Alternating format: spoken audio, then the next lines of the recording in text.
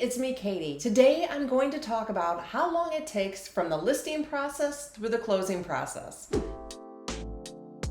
Okay, before I begin, I want to make sure you go and like and subscribe to this channel. We've got a lot of great information coming out that I do not want you to miss. So how long does it take from start to finish of listing your house and getting it sold and closed and moving on? You know, the first thing I'm going to talk about is it depends a little bit on your market. It depends on if your market's doing well, if it's going up, if it's going down. That can have an effect on how long it might take to sell your home. So when you've decided that you want to sell your house, I really recommend that you talk to an agent at least a year ahead of time, sometimes 2, sometimes 3 years at least, because there are a lot of things that your agent can talk to you about that you might not be aware of, especially if they're bigger projects that you need to budget for in order to get your house ready. So it's never too early to talk to a real estate agent. But let's say you've decided, okay, you've picked your agent, you're ready to go on the market. From the time that you sign that listing, what you're going to have to do is get the house ready for pictures and then get the house ready for showings. Typically, when you sign the agreement, you're not quite ready just to automatically list the house and put it out there and take pictures. Typically, it does take a few days for the agent to get going with the pictures, the copy, putting it into the MLS, things like that. So you do need a couple of days after you sign the listing agreement. You cannot expect an agent to work without that listing agreement signed, meaning they're not going to take pictures before you sign the agreement. And a lot of times agents won't actually give you specific detailed advice unless you've signed that agreement. They won't give you their vendors, things like that. So once you sign that agreement, then you are going to be moving on towards selling your house. Typically with me, it takes about a week to 2 weeks after the agreement is signed until it goes into the computer. However, you can decide how long you want that wait to be. In our area, we have what's called a private listing network, and that's kind of the holding place for our listings that are not yet live. Now that is accessible by agents, and they can send those listings out to their clients. So agents who actually have clients are receiving those houses that are in the private network. So that is my holding spot for our listings until we're ready to go live. We get some feedback, we get some traction, we hear from agents, they get excited. Maybe they'll ask us questions that we need to be aware of as we go on the market. So after that week to 2 weeks, you're gonna go live. And when you go live, typically, if your house is priced correctly,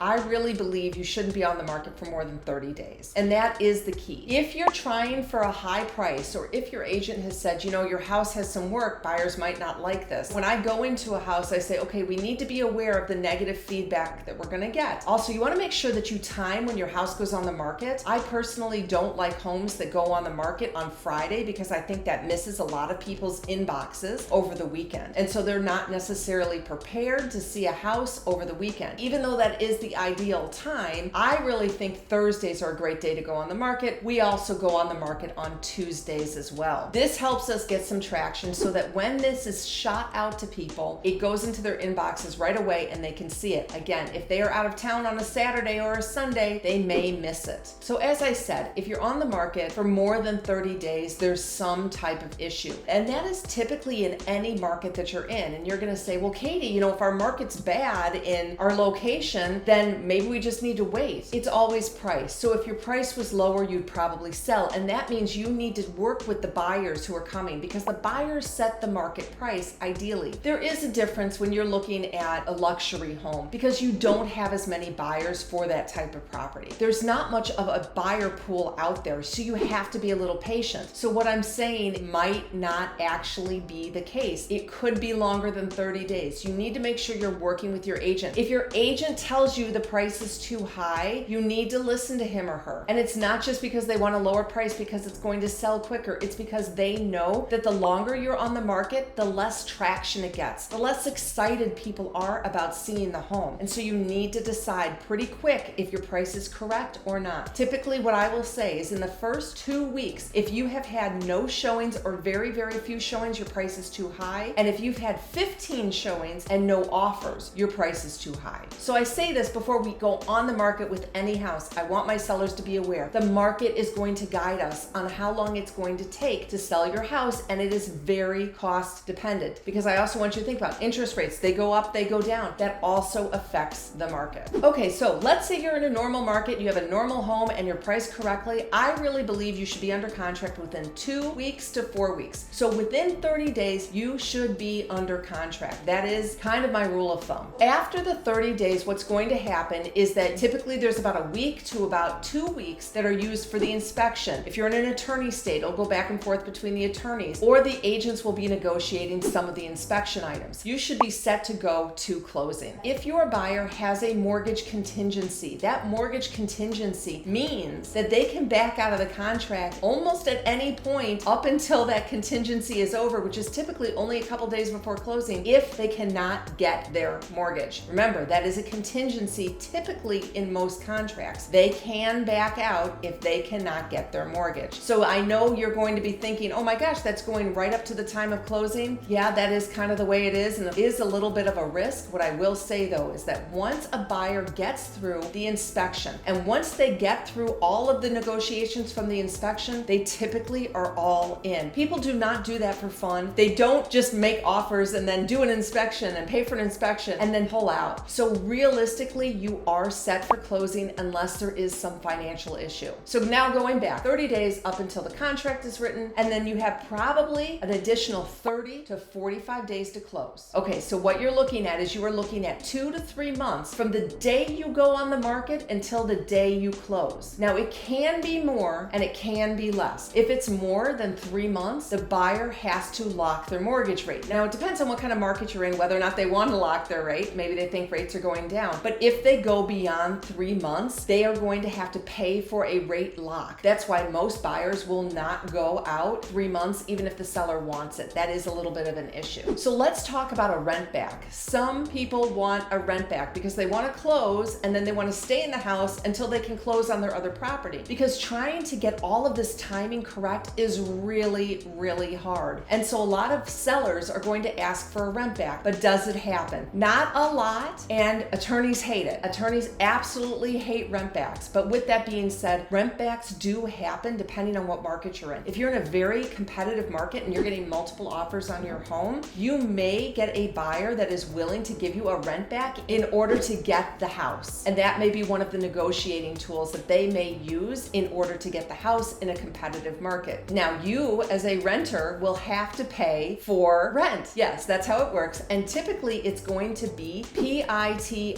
principal, interest, taxes, and insurance. So you are going to most likely have to cover PITI for your buyers. That's typically how you're going to determine your rent if it is a rent back. Now, how long can you rent back? Well, as long as you and the buyer agree to it. However, typically they cannot rent back for longer than 2 months because the mortgage company will then consider it to be an investment property, which means the type of loan has changed. So you need to also consider that as well when you're trying to line up your timing. I hope I've answered all of this information for you about how long it takes from start to finish. Now you need to understand though, these are all guidelines. These are not necessarily exactly what it is in your market. So if you're in another market and an agent comes in and you say, well, Katie told me it was going to take less than 3 months, that agent may have something different to say, and that's okay. That's why you need to start talking to your agents early, right? At least a year before you are ready to sell. As always, you guys can reach out. I want to make sure you go and like and subscribe. If you are here till the end, that means that you liked what I said. So make sure you don't miss anything in the future. Thanks for watching. If you know, you know.